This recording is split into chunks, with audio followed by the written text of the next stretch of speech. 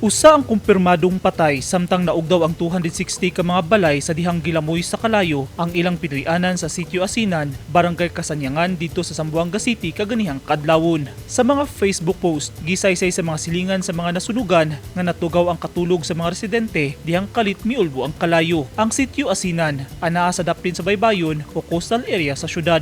Sa Facebook Live sa usa ka Shaina Abdurrahman Akib, makita ang nagilaab nga kalayo ug baga nga aso gikan sa kabalayan nga hinahineng na ugdaw.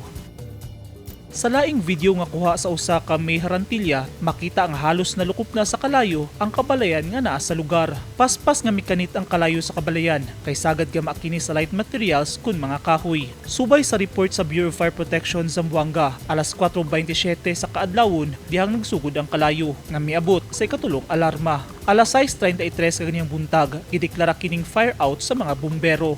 Sa inisyal nga report sa Bureau of Fire Protection, gibana-bana ang mobalor sa 1.75 million pesos ang danyos. Kadaghanan sa mga residente, walay nasalbar nga gamit. Gibutang sila karon sa eskwelahan sa ilang barangay, samtang nangita og paagi ang lokal nga gobyerno nga maplastar sila. Gimanduan na ni Mayor John Dalipe ang City Social Welfare and Development Office nga si kasuhon og gihatag dayon sa mga nasunugan ang gikinahanglan nga mga hinabang. May pagawas sabog direktiba ang mayor nga maghimog profiling ug assessments sa mga residente nga apektado sa sunog aron mahatagan dayon og ayuda sa lokal nga gobyerno. Wala pa matino sa Bureau of Fire Protection ang sinugdanan sa kalayo. Wala pa sab mailhi ang namatay nga biktima.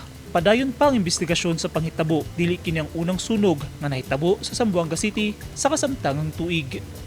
Eugene Hinutan, Newsline Philippines. Stay safe.